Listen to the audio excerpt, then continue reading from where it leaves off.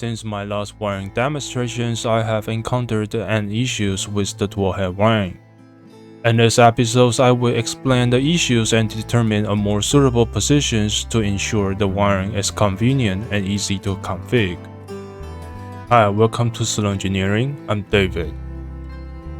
In the previous episodes, I placed the cables on the back of the printer according to the original design.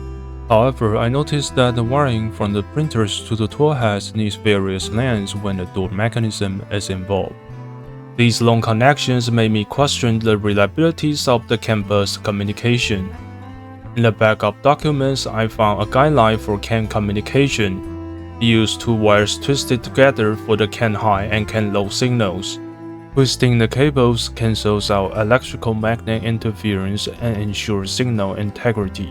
By using a twisted ground lines with two 120 ohms resistors at both ends, multiple nodes can connect to the trunk line for device communications. The trunk line has length limitations for signal reliability, which are based on the baud rate. According to Esoterical CAN bus guide, a baud rate of 1 megabits per second is recommended to assist with high bandwidth and timing-critical operations such as ADXL calibration, known as input shapings and others.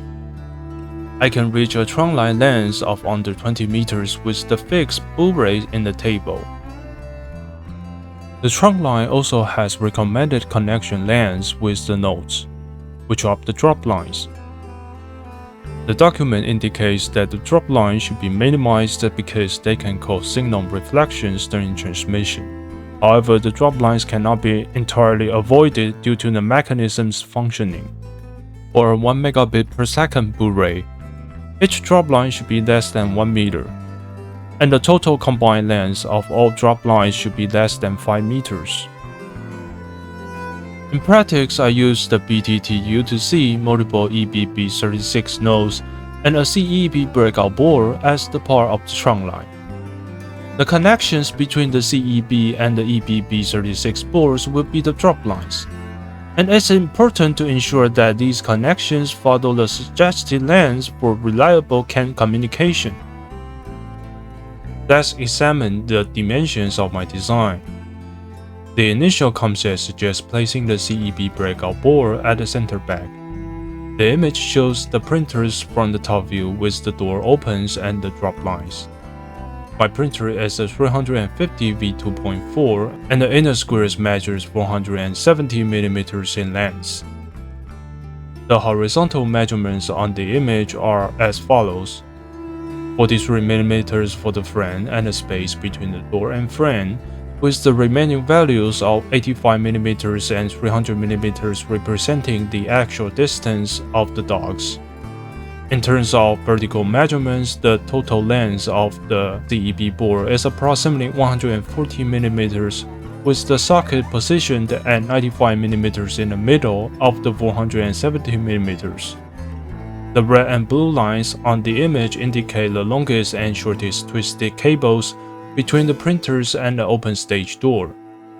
After calculating the top view, two additional triangles are needed to determine the required lengths in the Z directions of the printer based on the height of the floating bar support. The slope lines represent the minimum required lengths of the signal cables.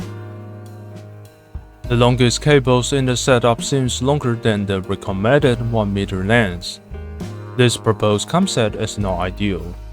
I then attempted a different approach by using the door hinge positions as a reference point, connecting the farthest sockets to the nearest toolhead, and the nearest sockets to the farthest toolhead. This combination should result in shorter cable lengths compared to the initial approach. However, the cables still exceed the 1 meter recommendation.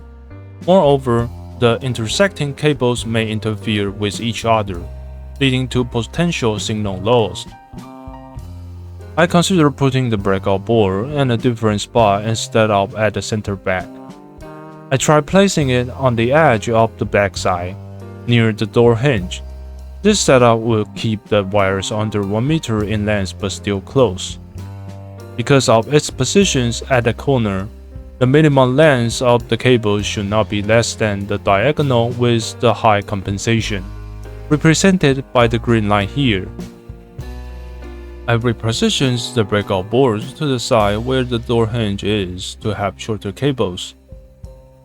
This provides better clearance, ensuring that the cables don't intersect when the door is closed and allowing for a distance of under 1 meter.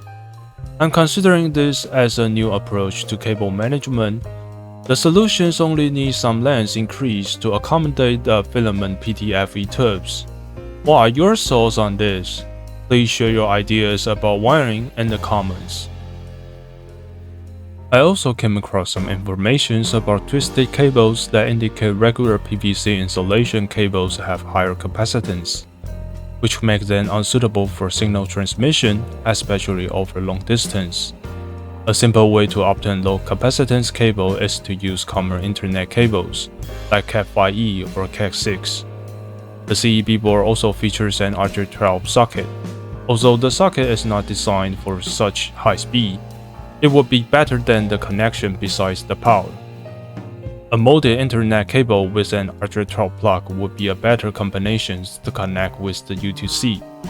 The drop line from the toolheads can also be created by breaking down Ethernet cables and selecting pairs for them. Here are the new toolhead wiring approaches and some CAN bus information sharing. I placed the reference links in the descriptions for you to check out. The last solutions will make the cable shorter and the door open stage more accessible and straightforward to the inner space. The filament insertions will also be more manageable than from the back. If you have any suggestions or find something I missed, please comment below. As always, moving forward.